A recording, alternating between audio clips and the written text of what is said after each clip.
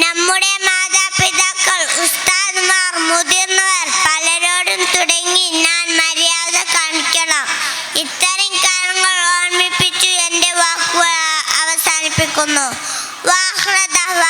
അൽഹംദുലില്ലാഹി റബ്ബിൽ ആലമീൻ. അസ്സലാമു അലൈക്കും വറഹ്മത്തുള്ളാഹി വബറകാതുഹു.